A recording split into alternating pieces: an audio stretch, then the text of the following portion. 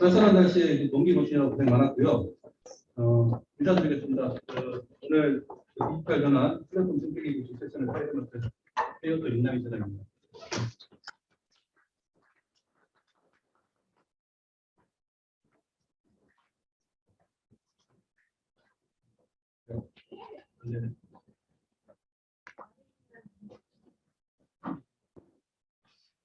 이제 될 겁니다. 오늘 세션은 김영수 페이오토 디지털 사장님의 인사 말씀을 시작으로 해서 4개 주제 발표가 있습니다. 그리고 이 주제 발표에 대한 종합 서론 등 총 70분간 진행이 되고요. 마지막까지 함께 하셔서 유익하고 값진 시간이 되셨으면 하는 마음입니다. 지금부터 김영수 페이오토 디지털 사장님의 말씀을 시작으로 저희 세션을 시작하도록 하겠습니다.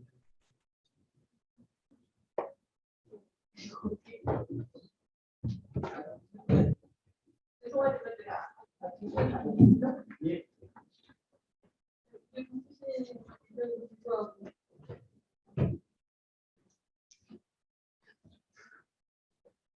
해주셔서 감사드리고요. 특히 주제 발표를 맡아주신 분께 너무 감사드리고 오늘 그리고 스마트워터 그리드 함께까지 제가 본 것 중에 정도 많이 참석해 주셔가지고 준비하기 위해서 그런 느낌을 받습니다. 뭐 얘기 듣고 또 더 많은 얘기 나누도록 하겠습니다. 감사합니다. 첫 번째 순서는 디지털 워터 플랫폼 추진 현황 및 계획이라는 주제로 페이오토 총괄국장님께서 발표해 주시겠습니다.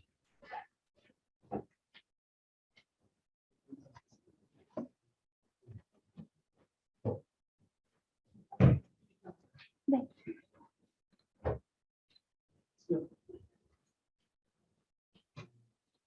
안녕하십니까. 페이오토 플랫폼 기획부장 최근입니다.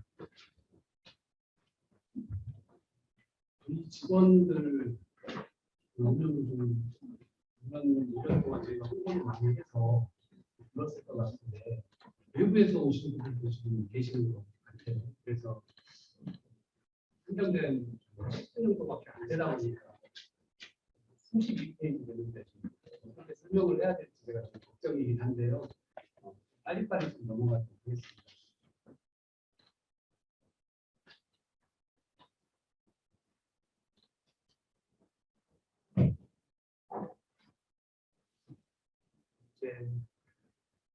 저희 페이워터가 원래 공기업이잖아요.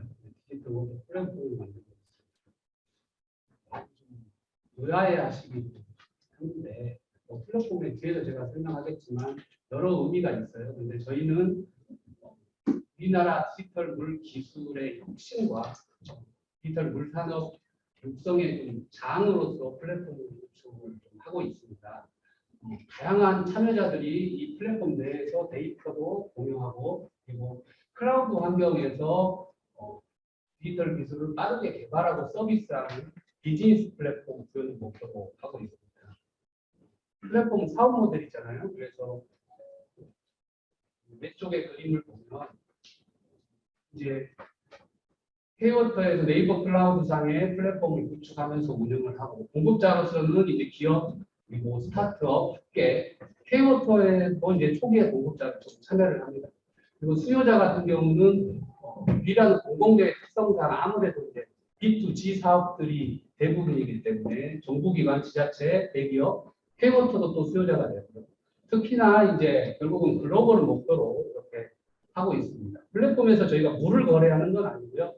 지금 저희가 잡고 있는 컨셉은 데이터하고 데이터도 뭐 여러 새롭게 나오는 융합 데이터들도 있을 수 있고 궁극적으로는 다양한 디지털 서비스를 이런 재화로 거래하는 이런 플랫폼을 추진하고 있습니다.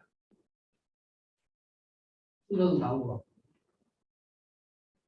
다들 이제 아시는 내용입니다. 왜 이제 디지털 플랫폼이 나오는 배경은 디지털 기술의 급속한 발전, IoT라든지 빅데이터, 인공지능 이런 기술이 발달하면서 플랫폼이 좀 나타나게 되고 발전을 하는데요. 특히나 클라우드가 이제 보편화되면서 아이디어만 있으면 어디서든 언제든 쉽게 디지털 기술을 혁신할 수 있는 이런 장이 만들어지면서 폭발적으로 증가하고 있는 상황입니다.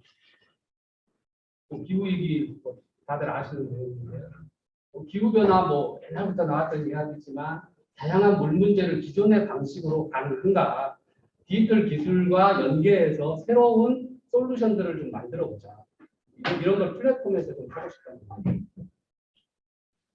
이러한 상황 속에서 글로벌 물산업 같은 경우도 하이테크 산업으로 지금 발전을 하고 있습니다. 이 자료는 유엔이나 미국 자료인데요. 우측에 보시면 물산업 분야가 이제 디지털 하이테크 물산업으로 성장을 하면서 잠재 시장 규모가 엄청나게 커질 거라고 지금 전망을 하고 있습니다. 근데 우리나라의 물산업에 지금 현재는 아주 영세한 상황이죠. 그래서 내수 시장도 매우 정체되어 있고 그리고 물 기업의 기술 자체가 좀 범용 기술이에요. 그래서 글로벌 기술 경쟁력이 매우 낮은 상황인데 전문가들은 물산업의 지금 현 상황을 시장을 잃어가는 위기 상황이라고 전망을 하고 있어요. 그러면 이런 위기를 기회로 바꿔야 되는데 기존의 방식으로 되겠느냐? 좀 4차 산업혁명 기술하고 좀 엮어서 물산업을 육성해 보자. 그런 플레이그라운드를 만들어 보려는 차원에서 K-워터에서 디지털 워터 플랫폼을 만들게 됐습니다. 디지털 물산업은 뭐냐? 개념 정립부터 책에도 안 나와요. 안 나오는데 저희가 한번 좀 잡아봤는데 이거는 이제 좀 바뀔 수는 있습니다. 근데 저희가 우선 잡은 컨셉은 클라우드 기반으로 물 관련 솔루션, 물 관련 SaaS 또는 JaaS 솔루션 생태계로 규정을 했는데요. 기존 물산업이 하드웨어 중심이었다면 디지털 물산업은 디지털 기술과 연계된 소프트웨어 중심이다. SaaS, 소프트웨어 애저 서비스라고 하는데, 클라우드 기술이에요. 쉽게 생각하면 클라우드에서 구동되는 소프트웨어를 생각하시면 돼요. 이런 SaaS라든지 JaaS는 이제 IoT까지 엮어가지고 나오는 솔루션들인데, 이러한 클라우드 서비스들은 빠르게 개발 가능하고 배포도 가능하고요. 이렇게 만들어 놓으면 확장성이 매우 좋습니다. 그래서 가장 기본적으로 표준화가 돼야 됩니다. 이러한 것들을 좀 개발하고 싶은 거고, 이건 수공이 다 하겠다는 건 아니고 참여자와 함께 하겠다는 겁니다. 수익 모델은 구독형 서비스인데 좀 시간하게 잡는 것 같아요. 그럼 플랫폼이 뭐냐? 정의는 여러 가지가 있습니다. 여러 사람이 만나고 기차가 오고 가는 기차역의 의미도 있고, 또 플랫폼에서 중요한 게 표준화입니다. 표준화된 설비를 가지는 자동차 공장이라는 의미도 있는데, 디지털 플랫폼은 디지털 공간에서 이 두 컨셉이 다 합쳐진 거로 생각하시면 되고, 다양한 참여자들이 표준화된 기술 기반으로 상품과 서비스를 거래하는 실질 또는 가상의 공간이라고 또 부르는데요. 이런 디지털 플랫폼은 이제 비즈니스 모델로서도 이제 진티브 교수에 의해서 이론적으로도 다 정립되어 있는 그런 상황이고요. 저희 플랫폼도 이런 양방향 비즈니스 플랫폼을 추구하고 있습니다. 정보 시스템과 디지털 플랫폼, 저희 직원들도 많으니까 아시는 내용이겠지만, 근데 많이 헷갈리기도 해요. 가장 큰 차이점은 정보 시스템에 비해서 디지털 플랫폼은 외부에서 참여한다는 거, 그리고 개방형이라는 거, 그리고 이제 서버를 클라우드로 사용한다는 것입니다. 플랫폼의 진화, 이번에 제가 발표 자료 만들면서 한번 만들어봤어요. 하도 이 플랫폼의 독점, 그래서 국회에서도 이야기가 많이 나오고, 그런데 사실 이 내용은 저희가 플랫폼 기획하면서 우리나라에서 최고의 아마존 전문가라는 최지훈 교수님이 사실 금년 초에 주신 의견이에요. 그래서 아마존과 같은 이런 규모의 경제, 승자 독식 플랫폼이 많은 부작용을 내다 보니까 이제는 이제 또 다른 컨셉, 미래 플랫폼 3.0이 나올 거다. 그리고 이 미래 플랫폼 3.0은 데이터 중심이고 좀 더 개방적이고 승자 독식보다는 여러 개의 플랫폼이 느슨하게 연결된 다중시장이다. 이런 컨셉도 나오고 있고요. 또 이제 이건 좀 다른 이야기인데 최근에 프로토콜 경제 나오잖아요. 이게 이제 플랫폼 경제에 대비해서 공유 경제 모델로 이렇게 나오고 있는데 어쨌든 기존 플랫폼의 문제점들에 대항하는 의미로 많이 나오고 있고요. 사실은 저희 K-워터의 플랫폼을 고민하면서 저희는 미래 플랫폼 관점 그리고 프로토콜 경제, 공유 경제 모델을 좀 저희는 컨셉으로 잡고 있습니다. 추진 동향인데요. 사실 산업 분야에서 디지털 플랫폼 플랫폼이 대세죠. 베올리아, 스웨즈, 네코르 이런 데는 이제 물 관련 기업들인데 이미 디지털 플랫폼을 만들어서 지속적으로 사스 프로그램들을 만들어내고 있고요. 우리나라 물 분야는 헤어터가 최초입니다. 그래서 벤치마킹 할 데가 없어서 근데 이제 한국전력이 앞서가고 있습니다. 아무튼 기업도 크고 그런데 내부적으로 전력 클라우드 플랫폼 홈팝을 개발해서 운영 중에 있고요. 그리고 니아에서는 씨앗이라는 디지털 서비스 마켓을 만들어서 운영하고 있습니다. 이 두 개는 뒤에서 간단히 살펴보겠습니다. 한국전력의 허브팝입니다. 그냥 한전이 뭐 자회사도 있어요. 자회사도 있고 연구원도 있고 여러 부서가 있는데 기존에 각각 따로따로 디지털 과제를 하면서 사일로 형태로 이렇게 하다 보니까 많은 비효율이 있었죠. 아마 우리 회사는 지금 그렇게 하고 있어요. 그렇게 하고 있고 그래서 이제 한전에서는 이제 자체 프라이빗 클라우드라고 하는데 자체 클라우드 기반으로 만들었고 구축 기간이 3년이 걸렸고 약 200억 원 이상 썼어요. 그래서 이 기능의 큰 장점은 이제 한전 내에서 여러 디지털 과제를 할 때 우리 같은 경우는 부서에서 서버 싸고 또 뭐 업체하고 계약하고 또 데이터는 어디서 얻고 그러잖아요. 근데 이 한 곳에서 나와요. 그래서 이렇게 디지털 과제를 제안을 하면 여기 담당 부서에서 서버도 클라우드를 좀 나눠주고 그리고 데이터들도 나름대로 IoT까지 다 표준화를 이미 했어요.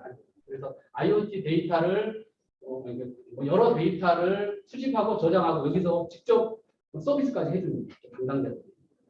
그리고 다양한 디지털 과제 소프트웨어를 여기서 개발도 하고 테스트하고 배포까지 하는 이런 강력한 기능을 가지고 있어요. 근데 이게 플랫폼이냐? 당연히 내부적으로 봤을 때는 플랫폼이죠. 이게 좀 아쉬운 점이 한전만의 플랫폼이고 외부에서 참여를 하지 않는다는 부분이 있는데 지금 한전에서 지금 외부까지 참여할 수 있도록 지금 확장을 할 계획입니다. 미아의 디지털 서비스 마켓 씨앗인데 여기서는 소프트웨어를 뭐 개발하고 이런 건 안 하고요. 이제 서비스 마켓으로 생각하시면 돼요. 공공 민간 부분의 이런 디지털 서비스를 검색하고 견적하고 선정까지 할 수 있는 이런 마켓인데요. 여기에 좀 강력한 기능은 법제화가 되어 있다는 거예요. 그래서 조달청 나라장터라든지 이런 게 좀 연계가 되기 때문에 여기에 참여하는 기업은 아무래도 사업하기가 좀 쉬운 장점이 있습니다. 제가 앞서 뭐 여러 가지 이렇게 설명한 이유는 저희 디지털 플랫폼은 이 두 가지 컨셉을 다 담고 있습니다. 그래서 이제 이게 이제 아키텍처인데요. 우측에 있는 그림이 데이터를 취득하고 저장해서 서비스하는 영역. 저희가 표준화 계속 같이 디지털 혁신차와 협업을 하는 이유가 이런 부분입니다. 이런 표준화된 데이터들이 올라와야 된다. 그리고 여기서 취득된 데이터를 가지고 분석 환경도 데이터 분석 환경도 제공을 하고 그리고 소프트웨어 개발 환경까지 다 제공을 합니다. 그리고 여기서 개발된 솔루션들은 이제 뭐 사스라고 해서 이제 서비스할 수 있는 이런 마켓까지 이렇게 지금 만들고 있는 상황입니다.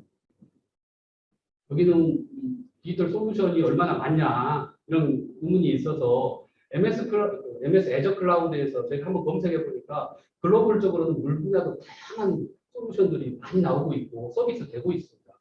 사실 뭐 인포타이틀 디지털 워터 매니지먼트 이거 같은 경우는 우리도 다 하고 있는 거예요. 또 실시간 데이터 수집을 해서 뭐 모바일로 이렇게 보는 거 다 하고 있는데 여기에 차이점은 클라우드에서 서비스합니다. 뭐 누수도 이렇게 하고 있고요.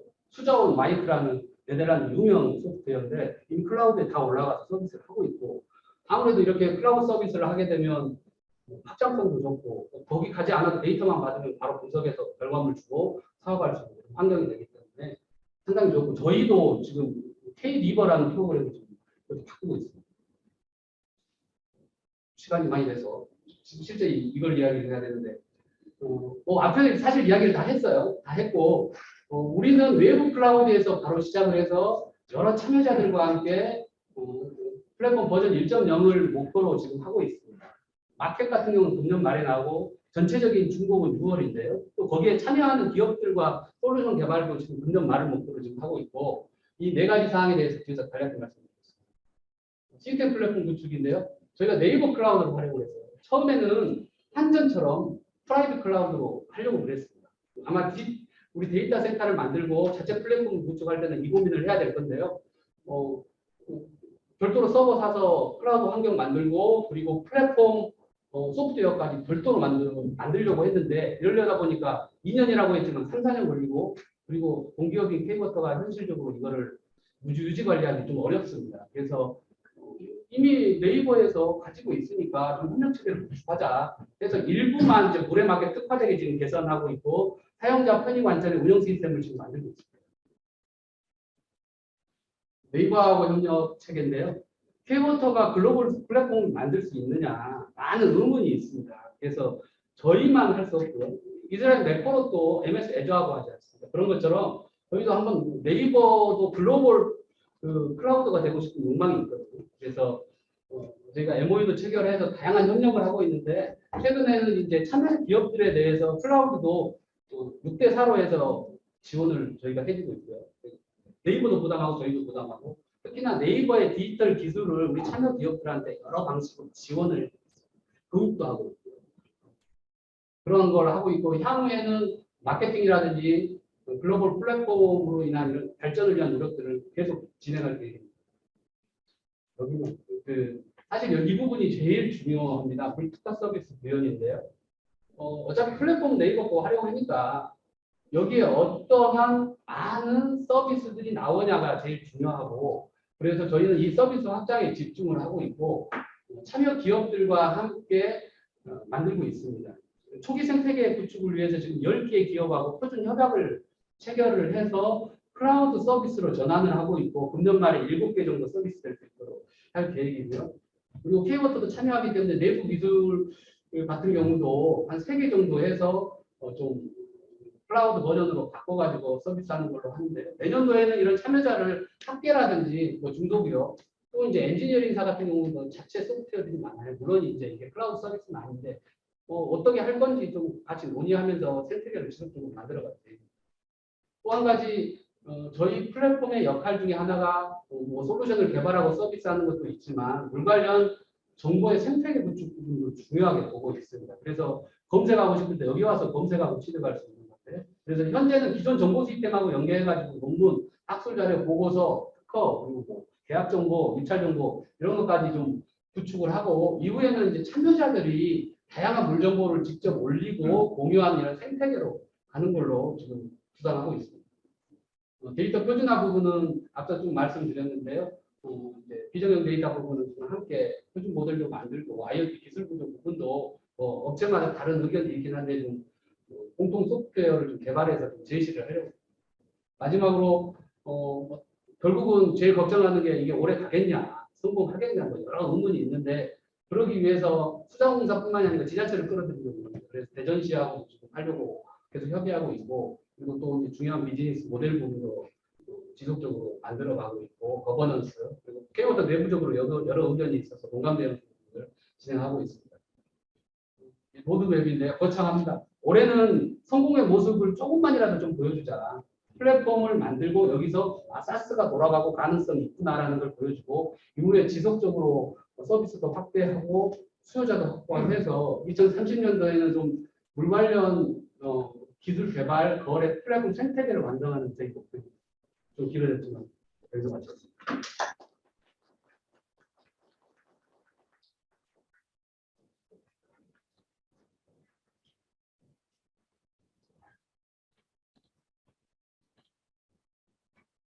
안녕하세요.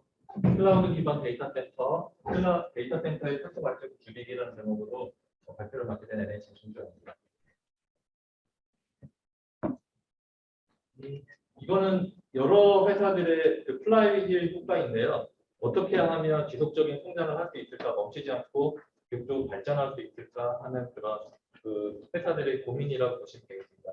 왼쪽에 있는 플라이휠이 제프 베이조스가 여러 투자자들한테 둘러싸여가지고 회사를 내놓으라는 압박을 받으면서 레스토랑에 냅킨에다가 들어가지고 그 회사를 투자자들한테 뺏기지 않고 지금의 아마존을 만들어낼 수 있다라고 했던 거기서 유명한 이제 플라이휠입니다. 그래서 지속적인 성장을 하기 위해서 제프 베이조스는 맨 처음 그 키로 낮은 비용 구조를 언급했습니다. 그래서 낮은 비용 구조를 갖고 판매를 싸게 하면 고객 경험이 늘어날 것이고 방문자가 늘어날 것이고 방문자가 늘어나면서 판매자도 늘어나고 그러다 보면 제품의 종류가 다양해지고 다시 고객 경험은 늘어나고 이렇게 늘어나는 고객 경험으로 인하여서 방문자 수가 다시 늘어나고 판매자 수가 늘어나니까 지속적으로 멈추지 않고 아마존은 성장할 것이다. 이걸 투자자한테 설명하고 납득시켰다고 해요. 그러다 보니까 그 쿠팡도 이런 모델을 갖고 있습니다. 첫 번째로 로켓 배송을 얘기하고 있고요. 그 다음에 우버 같은 경우는 그 커버리지를 넓히는 것을 첫 번째 그 핵심 경쟁력을 보고 있습니다. 우리는 그래서 다들 이런 그 경쟁력을 어떻게 높일 것인가 이런 고민들을 하고 있어요. 그래서 첫 번째 화두로 어떻게 이 핵심에 집중할 것인가. 아인슈타인은 만약에 시간이 1시간 주어진다면 문제가 무엇인지 정의하는데 55분을 쓰고 문제를 해결하는데 5분을 쓰겠다 이랬어요. 문제 정리가 되게 중요하다고 강조하고 있는 건데요. 피터 드러퍼 같은 경우는 측정을 할 수 있어야 매니지먼트를 할 수가 있고 이 매니지를 할 수 있어야 뭔가 변화를 할 수 있다. 이런 얘기를 하고 있습니다.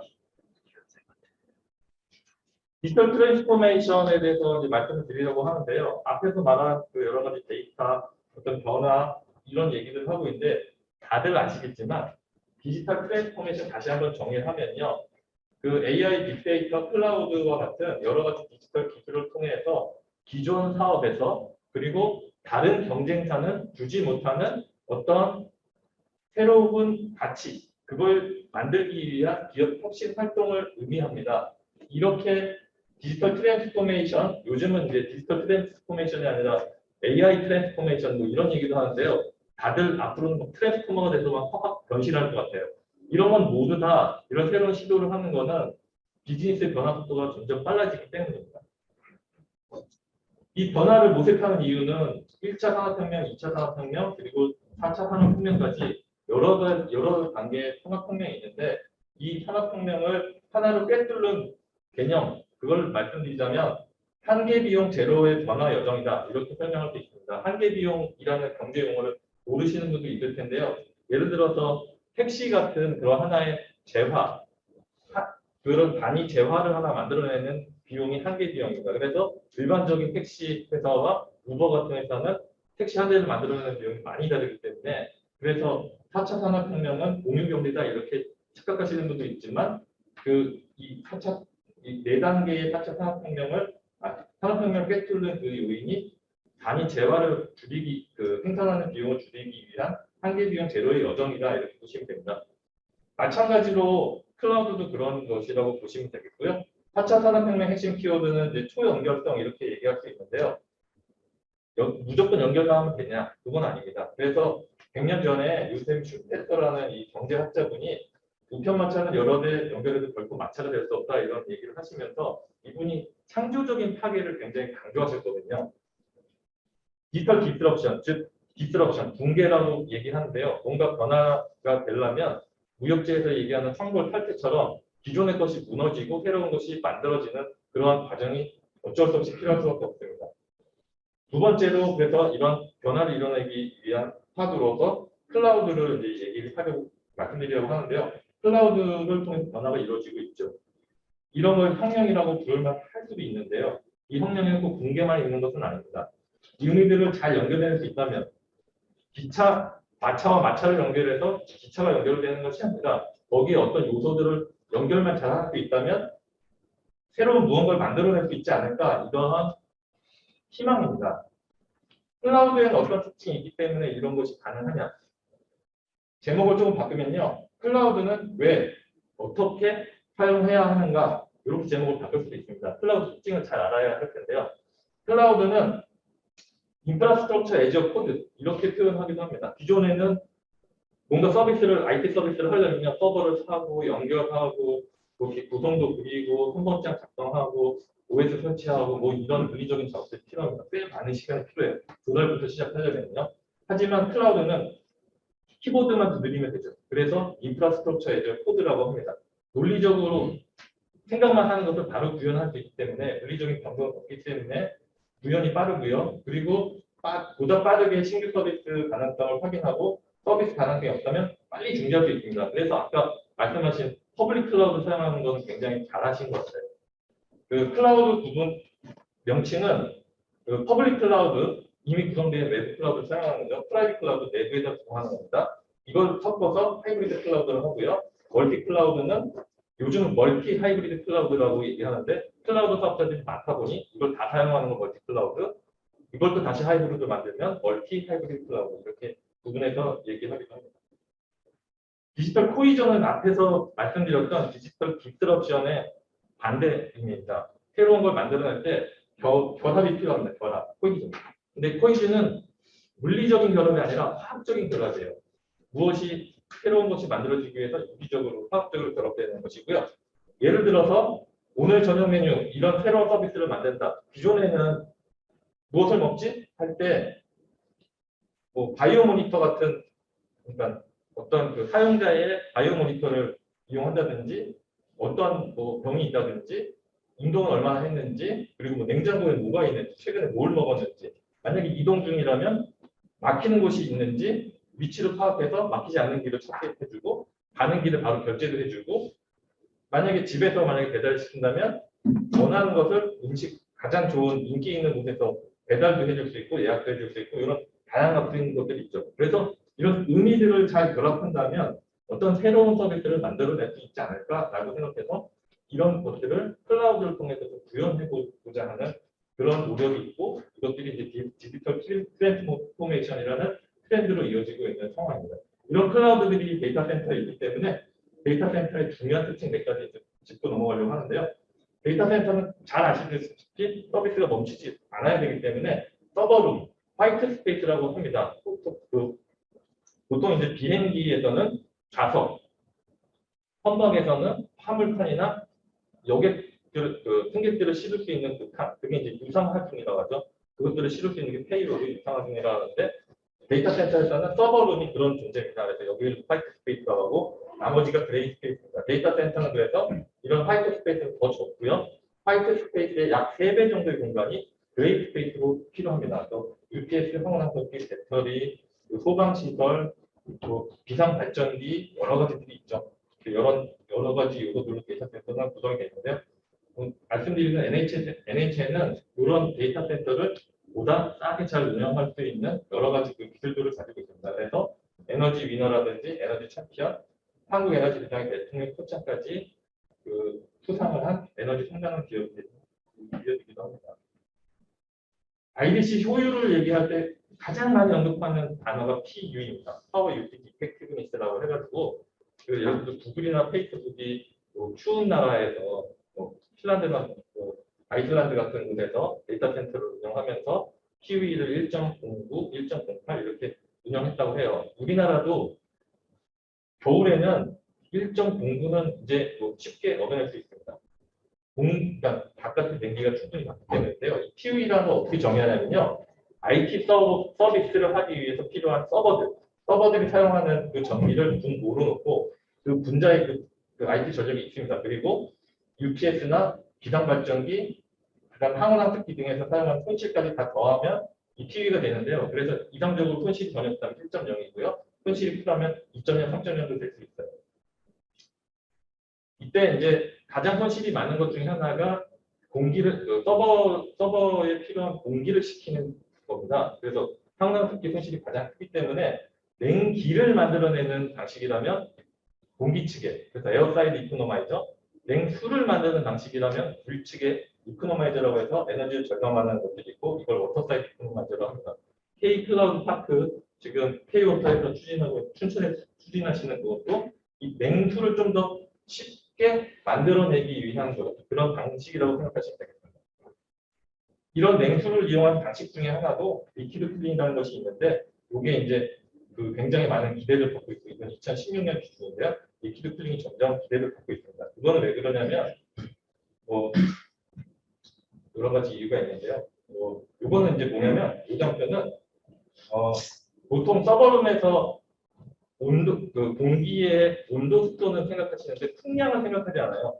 냉기의 풍량이 굉장히 중요해서 굉장히 많은 최적이 필요한데 예를 들어서 이런 그 냉기를 만들어내는 그 방식, 냉기를 운영하는 방식에 따라서 이렇게 이중나를 이용하는 우주한 방식이 있고 서버 바로 옆에 이런 냉기가 나오는 그런 방식으로 이런 방식도 있고 그다음에 아예 넥 안에 집어넣는 방식도 있습니다.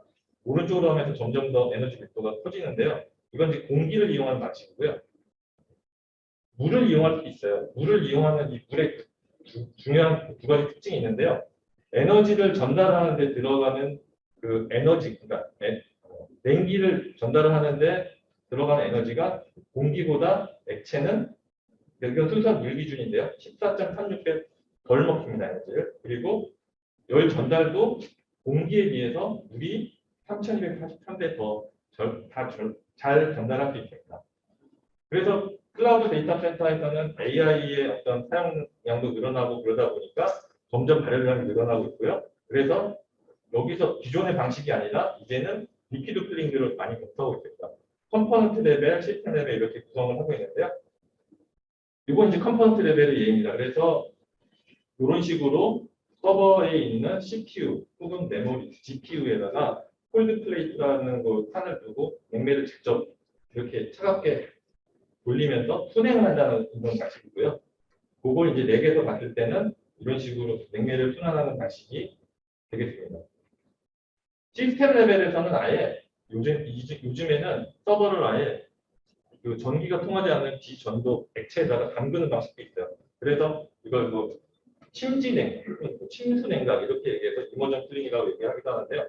상태 변화가 없는 스테이지 1 방식도 있고요. 이렇게 하다 보면 맥당 전력률도 100kW 이상으로도 높일 수 있기 때문에 요즘 각각 먹고 있는 기술 중에 하나입니다. 이런 식으로 서버를 아예 탱크 안에다 잠그는 방식이고요. 전체 시스템 본다면 탱크에서 발생한 력을 바깥으로 버리면 되기 때문에 그런데 이때는 기존의 공기를 사용하는 방식보다 바깥에 열 교환할 수 있는 확률이 되게 커지기 때문에 에너지 절감이 훨씬 더 많이 되는 것이고요. 아예 냉매에 그 상태 변화가 있는 기화가 일어나는 방식이 있어요. 이게 냉매가 기화되면 여기 그 물을 순환시키면서 차가운 물이 돼서 다시 또 액화가 돼서 계속 상태가 기화되고 액화되고 하는 걸 반복하는 방식도 있는데 이런 식입니다. 그래서 CPU 주변에 기체가 뽀글뽀글하죠. 이런 냉매가 아예 기화되면서 열을 뺏어가는 이런 방식도 있습니다. 오늘 그래서 그 디지털 트랜스포메이션 그리고 그 클라우드의 특징, 데이터 센터의 에너지 효율을 높이는 기술까지 말씀을 드렸는데요. 지금 지금 이머전 쿨링 같은 경우는 열을 효과적으로 식히는 어떤 효과 말고도 공기 중에 있는 여러 그 공해 물질이라든지 이런 곳에서부터 서버를 보호하는 기술로서도 각광을 받을 수 있는 그런 기술 중에 하나로 그 인기가 있는 기술 중에 하나입니다. 네, 딱 맞습니다.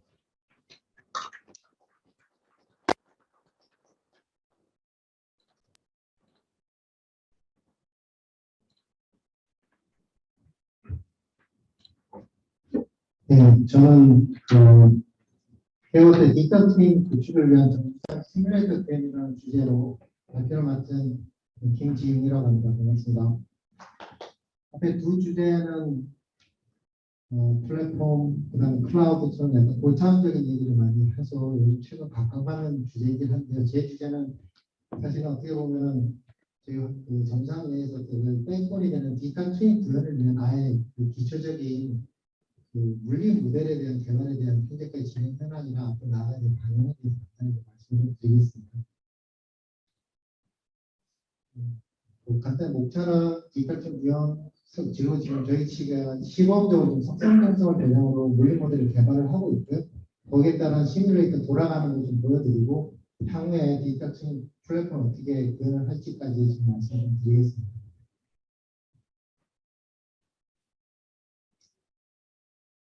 저희 케어워터가 데이터 생산을 약 수도 같은 경우 저희 회사가 실시간 수도라는 시스템을 통해서 서버에서 약 하루 60만 개의 데이터를 운영 데이터를 생산을 하고 있는데요.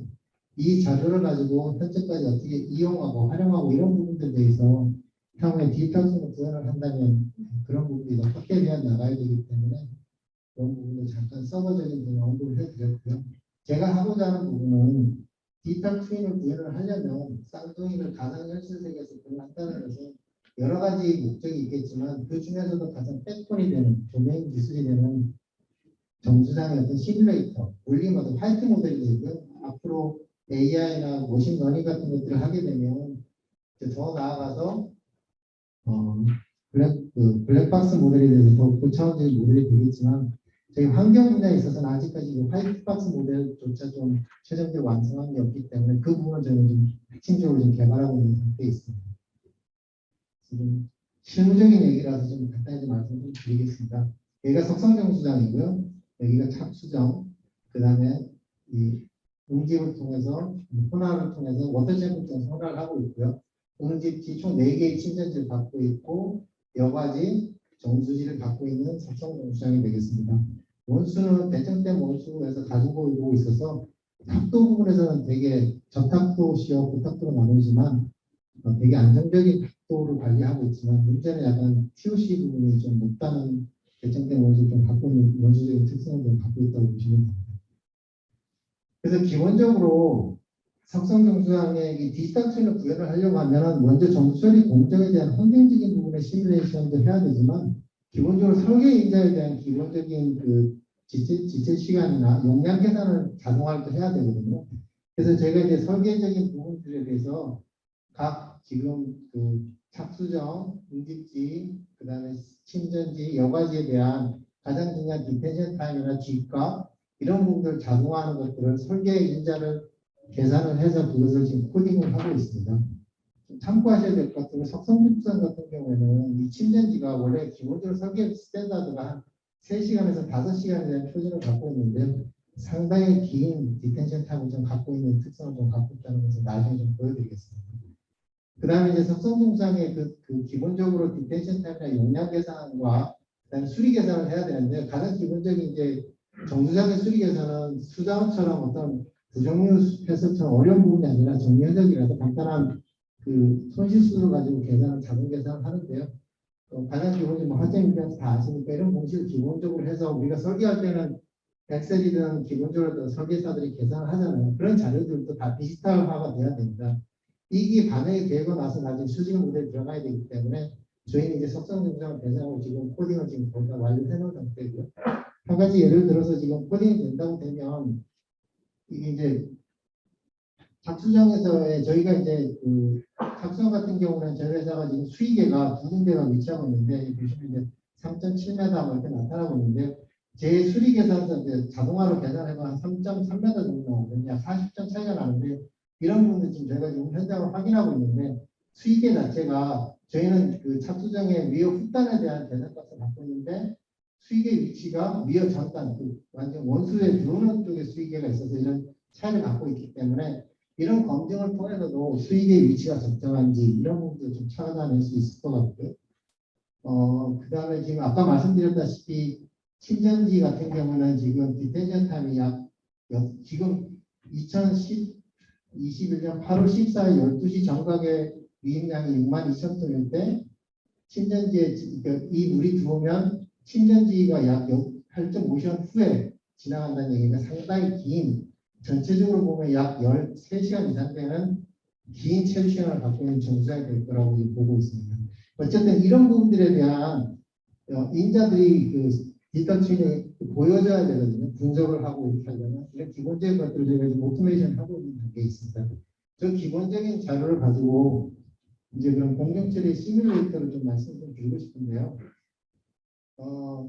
그 정수 처리는 이제 농도 해석을 해야 되지 않습니까? 농도 해석을 하는데 저희가 지금까지 저희 회사는 그 정수장에는 가장 기본적으로 이제 탁도 해석에 대한 위주만 계속하고 운영도 탁도 위주로 하고 있는데 저희는 이제 이 시뮬레이터가 구현이 되려면 소득이나 그다음에 바이프로덕트가 나오려면 결론적으로는 DOC 그 유기물 분석이 돼야 됩니다. 유기물을 자동화하고 개측할 수 있는 게 필요한데 사실은 TOC 장비는 지금 실시간 자동 TOC 장비가 있지만 DOC 같은 경우는 실험을 통해서 해석을 해야 되기 때문에 자동화되기가 어렵습니다. 디지털 트윈을 구현하려면 이런 모든 장비들이 자동화가 돼야 되는 거라서 저희는 그 대체 인자로 UV2호사를 검증을 했고요. UV2호사가 지금 그 DOC랑의 어떤 팩터가 약 80% 이상의 정확도를 유지하는 것을 저희가 실험적으로 판단하고 있어서 UV2호사가 DOC를 검증할 수 있다고 저는 판단하고 있고요. 이 그래프는 뭐냐면 저희가 올해 1년 동안 TOC, 그 적성정수량의 TOC, DOC 농도를 제거에 공정적으로 제거를 보고 있는데요. 그 원수에서 들어온 부분에서 침전 이거 응집 과정, 응집 약품을 통해서 약 20%, 약 평균 한 20% 정도씩 제거되고 있는 것들을 보고 있습니다. 그래서 DOC가 이렇게 제거되고 있는 것은 구체적으로 모사를 해야 되잖아요.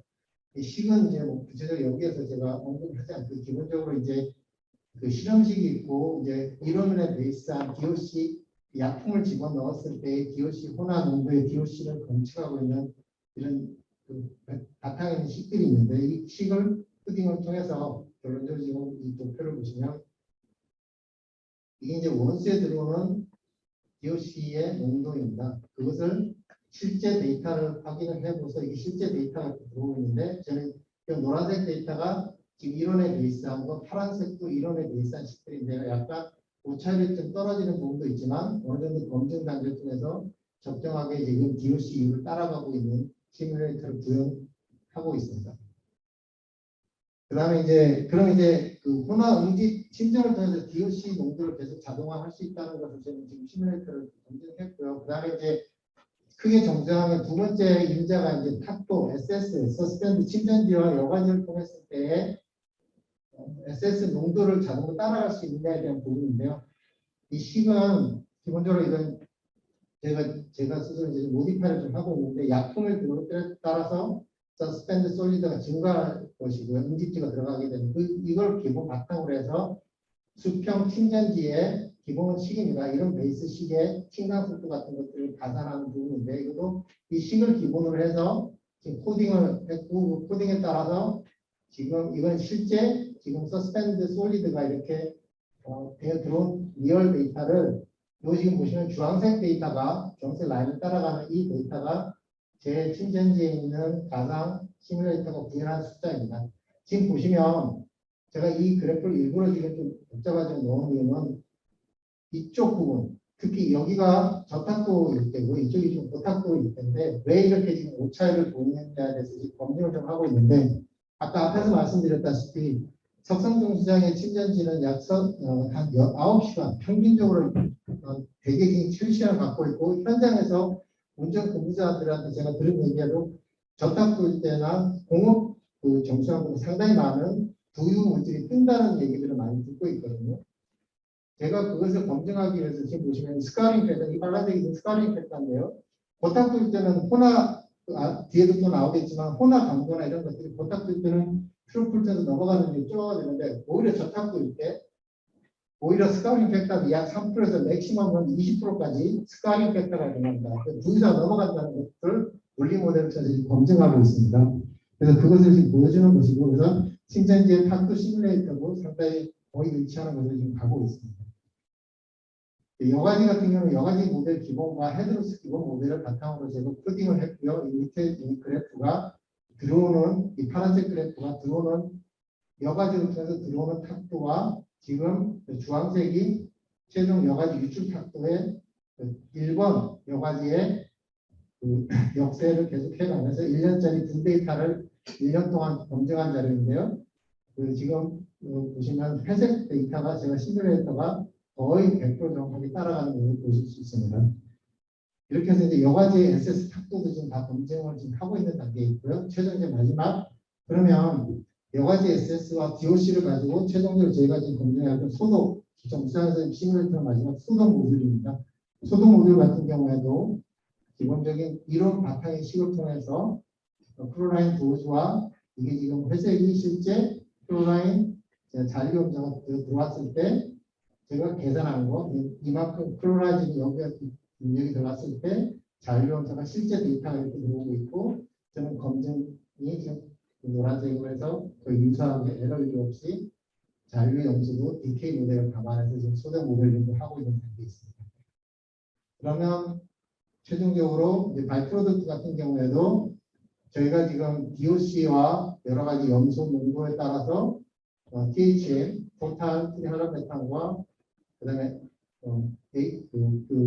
소득 부담금 값들도 물론 이 THM 같은 경우는 데이터가 4개밖에 없습니다. 왜냐하면 물론 이제 더 이제 검증을 많이 앞으로 해 나가야 되겠지만 THM 같은 경우에는 이제 매월 아니면 뭐 주기별로 이제 실험을 통해서만 검증할 수 있기 때문에 기존 기반의 데이터를 검증하고 있는 단계라서 현재까지 데이터는 몇 개 없지만 그래도 유사하게 따라가고 있고 THM 같은 경우는 그렇게 좀 잘 돌아가고 있는 것을 보실 수 있습니다. 이제까지 제가 지금 말씀드린 대로 아주 기본적인 도메인 지식이긴 하지만 정부 처리의 그 고차원적인 향후 저희 회사가 지금 화성정 시장에 AI를 돌린다고 하지만 그 부분들도 이런 기본적인 물리 모델에 대한 모듈들을 기본 백업을 해서 더 고차원적으로 AI까지 융합을 하는 이런 기술이 돼야 된다고 저는 생각하고 있고요. 좀 더 나아가서 이게 석성중수 이제 그러면 이 기본적인 이 이론 바탕을 다 디지털화 시켜서 코딩을 통해서 석성중수장의 이런 3D 포맷 기술을 기반으로 해서 아까 말씀드린 대로 수리 모델의 헤드로스 값이나 이런 디펜션 타입 값을 이런 부분에 보여주고 그렇게 된다면 이게 이제 석성중수장 제가 지금 최종적으로 지금 구현하고 하고자 하는 최종 플랫폼 구현도입니다. 최종 상업판인데 여기 이제 석성중수의 착수정과 침전지 내지 여러 가지 이런 부분들이 있어서 원수의 각도가 얼마가 들고 있고 이런 스카다 모든 저희 회사의 지금 석성중 스카다 값을 여기서 보여주면서 저희가 예측하는 값들을 여기다가 입력을 하게 되면 이 부분이 정수철이 어떤 큰 저희가 분석할 수 있는 플랫폼 툴이 되지 않을까 저는 그렇게 생각하고 있습니다. 그래서 이상으로 발표를 좀 마치도록 하겠습니다. 감사합니다.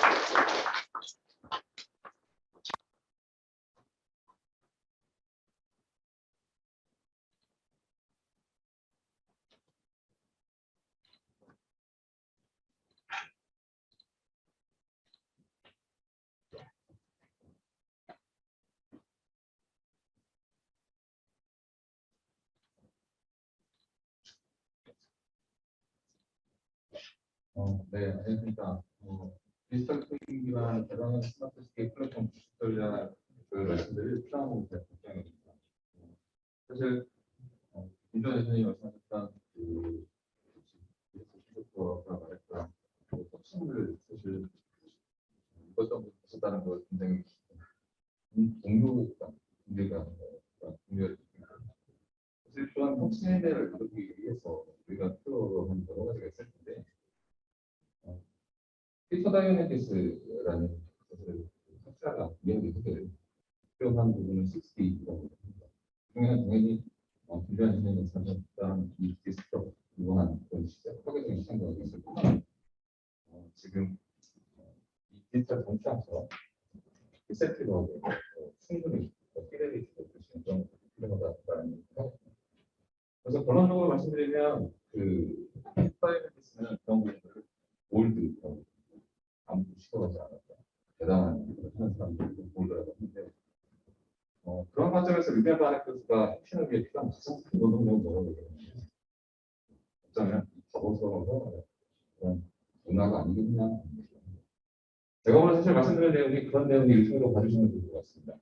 이 플랫폼이라고 이야기를 하다 보니까 저희 K기업들을 위시한 대부분의 이 퍼블릭 사이드는 이 플랫폼 흡사 이 공공 영역에서 다 해결을 해, 민간 영역에서 다 해결을 해야 되는 것이냐 생각하는 경향입니다. 그런 게 이제 제가 이 스마트 시스템과 시험도 하면서 그런 부분들이 글쎄요, 공공을 중심으로 좀 바뀌었으면 좋겠다는 생각을 합니다. 사실 제가 대전에서 이 홍보 컨벤션까지 올라오면서 고속도로를 타고 올라오긴 했는데 만약에 그 고속도로 그게 인간에 완전히 100% 기술된 그런 도로였다면 사실 그게 제대로 작동하는 메커니즘을 시스템하는 건 그런 관점에서 스마트 시티에서의 플랫폼, 4차 산업혁명을 견인할 수 있는 어떤 세계의 상식의 요람으로서의 스마트 시티는 이 플랫폼은 다분히 공공재로서의 역할을 해야 된다고 생각합니다. 그래서 다양한 버티컬 플랫폼이 올라가서 노력할 수 있을 정도의 충분한 호리젠탈 플랫폼을 우리가 만드는 게 공공이 먼저 어쩌면 몰드가 돼서 만드는 게 지금 스마트 시티 플랫폼 그 봐야 될 방향이죠. 그게 한국형 스마트 시티가 세계를 표현이 좀 저속하긴 하지만 지배할 수 있는 구조는 아닌 것 생각합니다. 이런 관점에서 사실 EU는 EI100 사업으로 이미 이 파이어 제너를 만들어서 그런 작업을 시작을 했고요. 제가 슬라이드를 가져왔는지 모르겠지만 이런 비슷한 형태의 어떤 데이터 거버넌스를 갖는 그런 역할을 하고 있습니다. 예, 그래서 결론 먼저 말씀드렸고요. 시간이 많이 없다고 그래서 빠르게 넘어가도록 하겠습니다. 예, 이게 사실 다 동영상들인데 이 부분이 없어서 이게 김주환 아나운서가 AI로 나와서 사실 뉴스를 진행했던 부분인데, 사실은 이 자율주행차를 비롯한 여러 가지 것들은 기본적으로 학습 또는 그 추론을 과정에 거치게 되는 이런 기본적인 로직과한 프로세스가 있습니다. 근데 그런 로직한 프로세스상에서 반드시 비교되는 문제는 뭐냐면 이 개인정보에 대한 이슈였었고요. 이 개인정보에 대한 이슈를 해결하기 위해서 멸세대사하고 엔비디아는 자율주행 센서를 개발할 때 버추얼 사이트에서 실제로 센서를 개발하고 있습니다. 이것도 사실 동영상인데 아까 공정장님이 보여주셨던 그 디지털 트윈 검수장하고 흡사한 분위기를 보실 것 같습니다. 어떤 그 가분 인디케이션을 그대로 이제 디지털 트윈으로 모세를 해서 에어로드를 하고 또 이 백업하는 파동에 대한 시뮬레이션 어떤 그런 사례가 있습니다. 사실은 이런 부분들이 이 프론티어 골드가 아닌가 싶습니다. 일론 머스크가 얼마 전에 세계 300조 원의 투자로 등록이 됐죠. 연중 역사상 처음으로 있는데 사실 그 시기만이 어떤 게 페이퍼였었고 이 페이퍼를 처음에 일론 머스크가 만들었을 때 200에 포함할 수 있었던 그런 기본적으로 생각이 들었으면 조그만 랩탑에다가 페이퍼에 집중하는 메커니즘 그대로 200의 소송 공개를 보여줘서 그리고 이제 어마어마하게 증가했다. 뭐 그런 것들처럼 사실은 지금에 시작했던 부분들이 나중에는 나비를 가서 어마어마한 효과를 내니까 그런 것들에서 스마트 시티 플랫폼이 진행이 되실 것 같고요. 그래서 저희가 지금 생각하고 있는 스마트 시티 플랫폼은 기본적으로 부산에 위치하려고 하고 있습니다. 부산 스마트 시티 국가 시범 도시는 우리나라에서 부산에 두 개의 시범 도시 중에 하나이고요. 나머지 하나는 잘하시는 세종 중에 있습니다. 기본적으로는 부산 에코델타 시티 K워터가 지금 구성하고 있는 이 델타 지역에 만들어지고 있고요.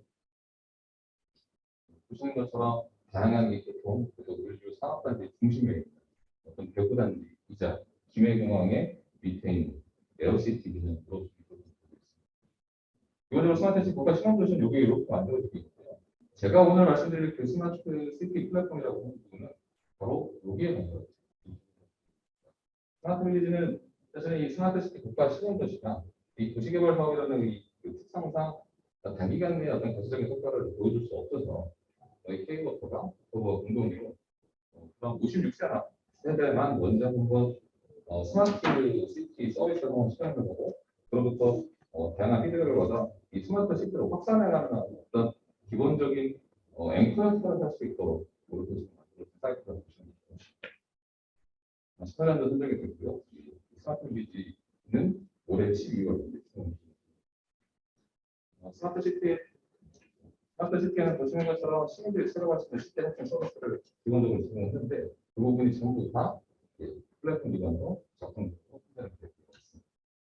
스마트 빌리지는 87세대와 10세대를 구성이 되고 있고 10세대는 저희 K워터가 공화관사라고 수동화관사라고 같이 만들고 있고 나머지 37세대는 통성물산이 5년의 유상인대 기간이 끝나면 분양을 하는 것으로 세대는 총 56세대는 이렇게 지금 보시는 바와 같이 구성이 되어 있고요. 이런 배경지식 정도를 가지고 스마트 시티 플랫폼을 저희가 공연하고 있는데 사실은 이 플랫폼이라는 게 동음 미디어라고 하죠. 다중의 의미가 부족하다고 합니다. 저희가 생각하는 플랫폼은 기본적으로 프로그래머가 활동할 수 있는 디지털 환경 플랫폼이라고 생각합니다. 플랫폼이라는 게 지금 다들 잘 아시는 것처럼 거래 플랫폼, 소비계 플랫폼, 다른 플랫폼 여러 가지가 있는데 저희가 생각하는 플랫폼과 가장 흡사한 거는 어쩌면 이 다른 플랫폼에 가까운 형태가 아닌가 라고 생각하고 있고요. 아까 김전희 선생님이 말씀하셨던 한계유형이 제로가 되는 어떤 플랫폼의 이점 뿐만 아니라 지금 경제학의 이론이 분별이 되는 어떤 수학 체감의 원칙을 거꾸로 수학 최종의 것으로 바꿀 수 있는 가장 핵심적인 디지털 인프라가 플랫폼이고 빅데이터 랜드스케이프인데요. 2012년하고 2020년 보시면 어마어마한 속도로 좀 발전하고 있다는 거죠. 이런 기업들 중에 누군가에게 이 도시의 공동체를 쓴다. 저희가 제일 두려워하는 건 사실 이 벤더락인에 대한 거고 벤더락인 요소수 사태 보셨을 거고요. 카카오 모빌리티에서 이 수수료 올리면서 적잖은 사회적인 파장이 있었던 부분들을 기억하실 거라고 생각합니다. 그런 부분 사실은 생태계만 정당성이 필요한 건 아니고요. 똑같은 논리로 산업 생태계라고 표현하고 있는데 산업 생태계에도 용다양성이 충분히 활동할 수 있는 환경을 만드는 게 필요한데 그 부분이 사실은 플랫폼이 되고 그 플랫폼은 공공이 가분이 꾸미는하게 퍼블릭하게 소셜 오버헤드 캐피털로서 만들어야 되고. 그래서 스마트 시티 플랫폼은 기본적으로 오류를 돼야 된다고 생각합니다.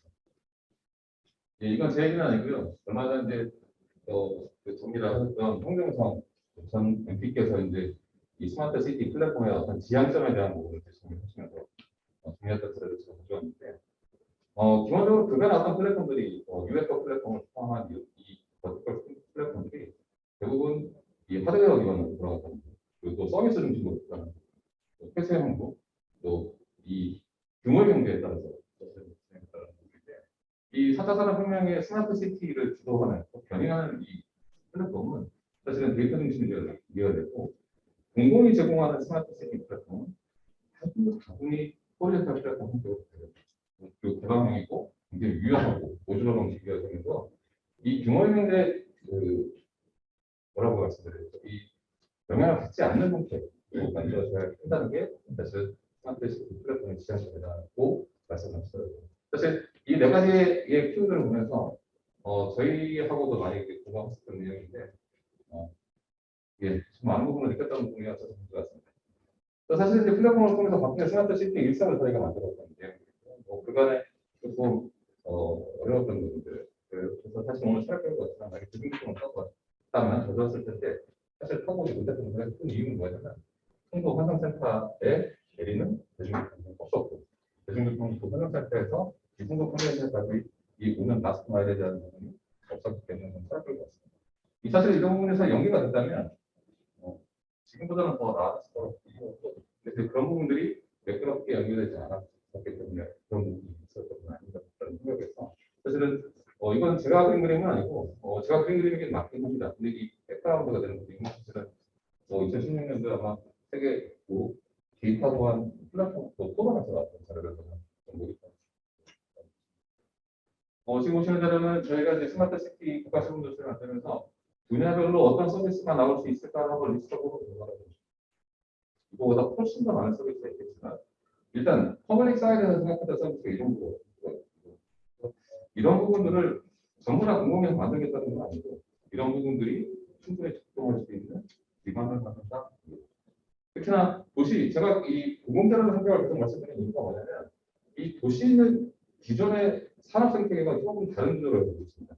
네. 너가 클라스에 얘기했던 기본적인 데이터 생성기를 보면 도시가 생성되는 그 시기에는 거의 데이터가 없게 되고 그렇다 보니까 인간도의 어떤 헬리들은 사실은 작동하지 않을 가능성 또 실패할 가능성이 있습니다. 사실 제가 보면서 김대현 교수님 여기 아직 생각했는데요. 김대현 교수님 말씀하시는 빅데이터 비슷한 얘기를 네덜란드에서 유명한 도시계획학자 얀겔이에요. 사실은 빅데이터가 필요한 게 아니라 빅데이터가 필요하다고 얘기하거든요. 두 가지 양질의 데이터. 아마 김대현 교수님 말씀하셨던 빅데이터와 빅데이터. 그래서 정상적인 결론을 낼 수 있는 어떤 양질의 데이터. 그게 필요한데 사실은 이 스마트 시티, 특히나 2 단계에서는 데이터가 거의 나오지 않는 거예요. 그런 내용이 굉장히 있습니다. 예, 시간이 많지가 않아서 빠르게 진행하겠습니다. 스마트 시티 붕업이긴 한데요. 아무것도 없이 스마트 시티를 마케팅만 하는 데가 있고 실제 플랫폼 베이스로 작동하는 데가 있습니다. 우리나라는 서울이 이 정도 위치에 있고요. 그렇다 보니까 이 스마트 시티 플랫폼에 대한 부분이 여전히 춘추전국 시대가 아닐 수 있습니다. 이거 제가 만든 자료는 아니고 전 세계의 글로벌 리서치 포럼에서 정리한 2023년 10년에 작동하는 몇 플랫폼으로 남아있을 그 리스트를 했는데 이 정도가 살아남을 거다라고 생각하고 있습니다. 그래서 아까 말씀드렸던 파이어를 중심으로 BIoT 이쪽에서는 이미 자기네들이 거버넌스를 만들어서 글로벌 스탠다드를 만들려고 하고 있고요. 우리나라도 파이어를 중심으로 해서 스마트 플랫폼 사업을 진행했습니다. 그런 플랫폼을 총괄하고 있는 건 TTA입니다. TTA에서 플랫폼 인증을 통해서 현재 진행을 하고 있는데 그 플랫폼 인증 방식은 제가 지금 말씀드렸던 이 스마트 시티가 기반 시설로 작동할 수 있는 그 플랫폼입니다. 그래서 저희가 생각하고 있는 스마트 시티 플랫폼은 기본적으로 개방형 형태의 산업 생태계를 만들 수 있어야 되고 그런 스마트 시티 플랫폼으로 기본적으로 스마트 시티는 누구든지 들어올 수 있는 배려가 없어야 되고 우리가 무엇을 해야 되는지 정확하게 되는 큐레이팅이 필요하고 데이터 중심적이고 어디에 갖다 붙여도 붙일 수 있는 모듈러 방식이 아니라 자생적으로 산업 생태계를 만들 수 있는 많이 더해야 된다고 생각합니다. 예, 데이터 관점, 사용자 관점, 그리고 UI UX 관점은 그렇고요. 사실 그래서 저희가 고민하는 이 스마트 시티 플랫폼은 이 세 가지를 공부해야 됩니다. 아키텍처, 들어가면 되죠. 아키텍처는 사실은 뭐 굉장히 플랫폼을 홍수의 시대에 살다 보니까 제가 무엇이나 해야 되는 부분을 많이 얘기하는데 결론적으로 말씀드리면 아키텍처는 사람의 DNA가 같아서 이 DNA가 처음에 셋업이 되고 나면 앞으로 이루어지는 모든 생태계에 가용이 지급되는 거예요. 아키텍처를 조항으로 만들어야 된다. 이것들이 만들고 K부터는 전체적으로 그래서 이제 빌리지 플랫폼을 잘 만들어서 이런 빌리지 플랫폼들이 스마트 시티, 현재는 SKC 유도를 정착하려고 하고 있는데 그런 부분으로 자연스럽게 넘어갈 수 있도록 레퍼런스 모델로 또 스피노프 할 수 있도록 지금 주장을 하고 있습니다. 그래서 현재 프로젝트하고 공부분이 현재 저희가 댓글에서 만들고 있는 부분이고 이 노란색으로 된 부분 추가로 만들어서 LX도 유광기관하고 협업을 해서 아까 말씀드렸던 공공재로 플랫폼을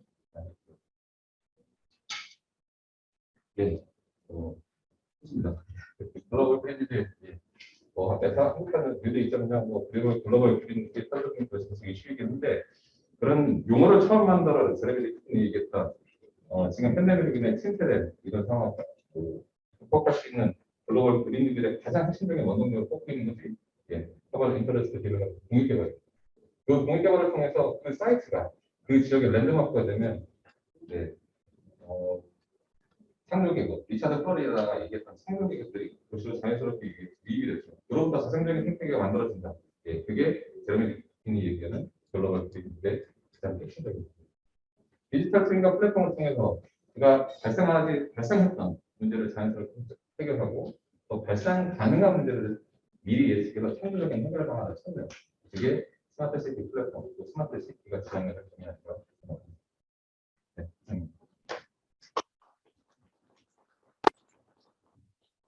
대부분 발표자들 고생 많으셨고요. 중국분은 마이크를 전환 김수생을 드리고 또는 그런 시간 갖도록 하겠습니다.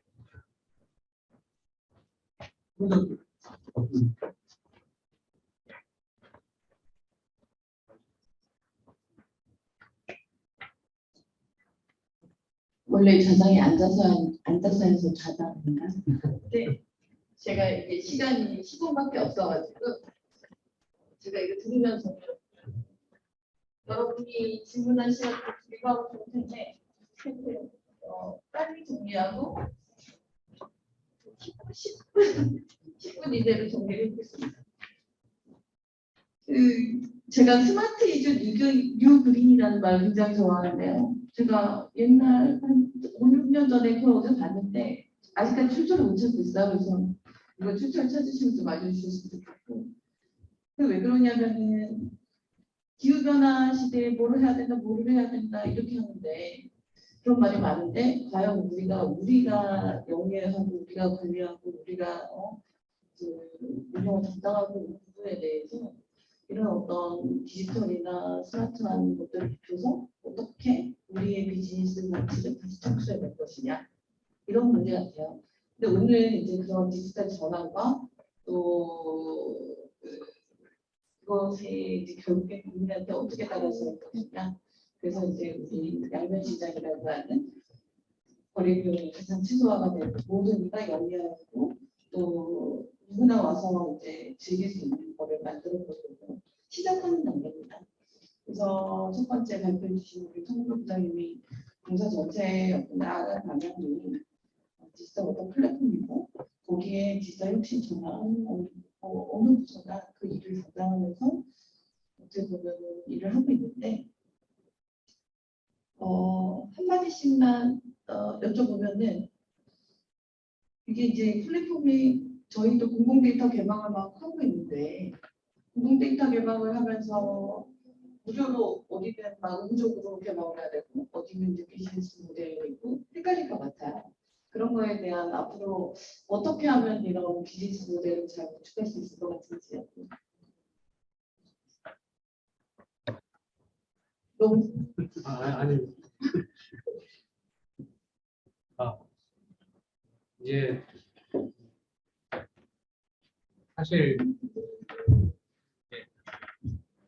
데이터 개방 관련해서 약간 좀 외부에서 요구하는 거하고 저희 직원들 생각하고 좀 많이 좀 괴리되는 부분이 있습니다. 외부 기업들을 많이 만나고 예, 우리 직원들은 보통 관측 데이터 위주로 다 개방하고 있지 않냐 이렇게 생각을 적극적으로 한다고 생각하고 이제 기업들 같은 경우는 진짜 필요한 거, 그러니까 이제 참 어려운 부분이에요. 이제 대표적인 게 이제 어쨌든 뭐 지원 공간 이런 데이터라든지 이제 실제로 우리 뭐 수도 데이터 중에서도 반방 운영 관련해가지고 개방 안 되는 부분들이 그런 데이터를 가지고 여러 또 솔루션을 만들 수가 좀 있거든요. 뭐 그런 부분들에 이런 좀 괴리가 있는 건 좀 사실이거든요. 그래서 근데 이제 우리가 전뭐 그런 관측 데이터 같은 경우는 이게 뭐 데이터를 판매하고 할 수 있는 비즈니스는 안 된다고 생각을 합니다. 안 된다고 생각을 하고 다만 이제 뭐 우리가 만들 수도 있고 그리고 기업들이 만들 수도 있는데 별도로 좀 융합 데이터들이 뭐 여러 개 뭐 합쳐가지고 나오는 데이터들이 있고 뭐 어떤 기업들은 뭐 누수 데이터, 공 데이터를 직접 이렇게 생산하고 그러거든요. 그런 부분들은 좀 플랫폼에서 기업들이 좀 판매를 하고 할 수 있겠다는 그런 생각이 들고요. 그래서 저희가 디지털 마켓을 만들면서도 이런 데이터를 판매할 수 있는 이런 서브 마켓을 좀 만들 거예요. 만들 거고. 그래서 그런 데이터들이 더 많이 좀 만들어졌으면 좋겠다라는 생각이 들고 그리고 또 이제 뭐 데이터도 있지만 뭐 여러 이제 AI 알고리즘 부분들도 서로 공유하고 특정 부분에서 또 가치가 창출된다고 하면 그런 부분들을 좀 공유도 할 수 있고 판매도 할 수 있는 그런 좀 가치 있는 데이터들이 융복합해서 만들어지는 게 저희 플랫폼 역할이 아닐까라는 생각이 듭니다. 제가 조금 좀 의문을 했는데요. 그런 것 같아요. 사실 이제 유튜브 같은 경우는 우리가 만들어 놓으면 여러 사람이 와서 보는데 처음에 돈 벌려고 한 게 아닌데 하다 보니까 돈 벌려고 것처럼 이게 이따 우리가 공연 서비스하고 그리고 좋은 패키지 많이 만들면 나중에 서비스 돈도 벌 수 있지 않을까 그런 차원에서 저는 김지훈 부장님이 한 것 같은 그런 어떤 디지털 트윈을 하는데 우리 건 자체도 디지털 트윈이 안 되고 누리 모델 하나 뭐 이렇게 모델링 자체도 안 되고 개척기도 많이 부족한데 말로만 이제 디지털 트윈이라고 하는 거 아닐까 이런 생각이 드는데 저런 부분에 대해서 많이 이제 나와줘야 된다고 생각하거든요. 그래서 이제 그런 물리 모델이나 여러 가지 뭐 데이터 모델이나 여러 가지 그 모델 위에 실제 데이터가 쌓여 있는 거를 입혀가지고 플랫폼에 얹으면은 그런 게 많아질수록 디지털 워터 플랫폼의 어떤 그런 영역이 풍성해지지 않을까 싶어요. 그래서 김주영 부장님한테 좀 여쭤보고 싶은 게 실제 이렇게 하면서 우리 회사가 많이 부족하다 아직도. 그래서 우리가 일할 때 뭐 좀 염두에 두고 일했으면 좋겠다. 뭐 여기 다른 회사도 있겠지만 좀 이렇게 선배로서 한 말씀 하신다면. 먼저 이렇게 발표할 수 있는 기회를 주신 이 학회랑 이런 세션에서 제가 발표할 수 있는 기회가 된 게 정말 영광으로 생각하고요. 제 나름대로 저희 처에서 저희 부원들이랑 열심히 노력해서 오늘 발표가 한 내용이 만들고 싶으면 여기 계신 정부의 느끼시면 어떨지 모르겠지만 처음으로 이 학회에서 지금 정수장 모델을 처음 발표하는 겁니다. 어디에서도 지금 발표한 내용이 없고요. 그런 부분에 대해서는 되게 내십시오. 되게 기쁘게 생각하고 또 저희 처장님께서 말씀하신 부분들에 대해서 사실은 하고 싶은 얘기가 상당히 많은데 간단하게만 좀 말씀을 좀 드리면 저희가 석성정수장을 대상으로 시범을 구축하겠다고 해서 저희 회사가 제가 이 부서에 와서 이렇게 고민을 하면서 어떤 데이터를 만져본 게 어떻게 보면 제 직장 경험으로 처음입니다. 석성정수장의 그 데이터의 약 10년치 데이터를 분당 데이터를 뽑아서 보고 있는데 사실 제가 지금 여기에는 발표는 안 했지만 AI들도 돌리려고 하고 있거든요. 근데 좀 어떤 선배면서도 제가 이 일을 하던 수도에 좀 일을 한 친구들은 회사원으로서 좀 창피한 부분도 있었고요. K워터이지만 데이터가 우리가 엄청나게 좋은 데이터, 양질의 데이터 갖고 있을 줄 알았는데 생각보다 그러지 못했고, 그리고 그 기왕에 있는 그 데이터들도 관리가 잘 안 되고 있다는 그런 좀 부끄러운 점들도 이번 기회에 좀 파악할 수 있었습니다. 그래서 앞으로 제가 하고자 하는 이 방향성이 제가 하는 모델을 검증하는 모델을 개발하는 목적이 아니라 전체적인 데이터 추진이라는 건 어떤 가상생활을 하면서도 데이터 관리에 대해서 좀 더 중요성을 느끼고 AI가 돌아가려면 결국은 데이터가 중요한 거거든요. 데이터를 관리하고 그러면 아까 말씀하신 분석이나 이런 부분들도 좀 더 잘 효율롭게 관리하는 그런 기회가 됐으면 좋겠다는 초석이 되는 그런 첫 발표라서 대단히 기쁘게 생각합니다. 기자님. 제 표가 계속 이거 가는 것 같습니다. 사실 저희가 남들이 봤을 때는 디지털 한다고 해갖고 쟤네들 뭐 하냐 하는데 나름대로 작은 기술이라도 저희가 한번 다뤄보려고 하고 작은 데이터도 만져보려고 하는데 막상 만져보면 정말 쉽지 않아요. 그래서 새로운 거를 한다는 것 자체가 앞에 두 분도 엄청 스트레스였을 것 같고 제 오른쪽에 계시는 NHN 김지환 이사님은 제가 견학을 갔을 때 보고 되게 감동받았던 분인데 우리나라 몇 없는 정말 데이터 센터 전문가라고 하세요. 그래서 제가 데이터 센터에 대해서 강의를 듣고 싶어서 항상 보시면 앞에 디지털 트랜스포메이션에 대해서 우리보다 훨씬 더 생각을 많이 하세요. 그래서 저분은 DX 전문가신가 데이터 센터 전문가신가 뭐 이런 생각이 드는데 그렇지만 데이터 센터에 대해서 하나만 더 여쭤보겠습니다. 네. 사실 하이퍼스케일이 사실은 이제 약간 거품 곡선이잖아요. 막 어떤 기술 각광을 받다가 이제 막 내려가는 그런 건데 성숙기는 약간 그 물에 네 지금 용어가 생각이 안 나가지고 아니, 그러면 근데 그렇게 적용한 데이터 센터가 많이 있나요 우리나라에서? 우리나라에는 거의 없고요. 전에 그 견학할 때 제가 그 MS의 나틱 프로젝트라고 바다 속에다가 데이터 센터를 담그는 그 캡슐처럼 만들어서 캡슐의 빈 공간을 질소로 채운 다음에 MS가 바닷물로 서버를 시키는 거를 보여드렸어요. MS가 이제 서버를 바닷물에 담그는 게 아니라 아까 그 보여드렸던 이머전 푸딩 그걸 이제 MS가 시도하고 있어요. 데이터 큰 사업자가 시도하는 건데 MS가 그러면 다음에 이사님이 한번 하신다면 지도하실 의향이 있어요? 그 저희는 그 광주에다가 국가 AI 센터를 NH는 운영을 하거든요. 네. 여기는 아까 말씀드린 것처럼 백당 발열량이 굉장히 많기 때문에 그다음 최근에 또 하나 다른 트렌드가 우리나라가 이제 그 메모리가 아니라 AI 반도체를 다음번 그 반도체 사업으로 키우려고 하고 있어요. 국산 반도체도 많이 나오고 있는데 그때 한번 저는 이머전 플링을 적용해 볼까 하는 그런 생각을 하고 있습니다. 우리 데이터 센터에 중요하지 않은지 할지는 생각해봐야 될 것 같습니다. 마지막으로 시간이 없어서 계속 시간이 없다는 말만 들으면서 박사님 죄송하고요. 제가 박 박사님 같은 경우는 한 2시간 들어야 되는데 20분, 15분밖에 말씀 못 드려갖고 이거 마무리 말씀 부탁하고 네 여기 포장하도록 하겠습니다. 감사합니다, 소장님. 일단 그런 훌륭한자리에 대표할 수 있게 돼서 사실은 제가 대타로 왔는데요. 우리 수많은 친구들이 중에서 모르겠습니다. 그런 이주신 들어오고 소장님께서 가장 마무리를 말씀하셔서 제가 스마트 시티 사업을 사실 2016년부터 지금까지 구글 사이드워크에서 페이퍼 리뷰를 하면서 얘기를 해보면 결론만 먼저 말씀드리면 페이워크를 포함한 여러 공용 부분의 친구들이 충분히 진수는 되셨으면 좋겠습니다. 인간 쪽에 인간에서 저 민간이 절대 못하다는 얘기 아니라 인간하고 대등한 입장에서 충분히 이 비전을 나누고 이 도메인을 나눌 수 있는 그런 것들이 충분히 역량이 된다 말씀드리고 싶고요. 그래서 마지막에 선생님 그렇게 말씀드리겠습니다. 보이스 비 앰비셔스처럼 You guys be ambitious. 이상입니다. 너무 잘해주셔서 별도로 안 해도 되겠죠?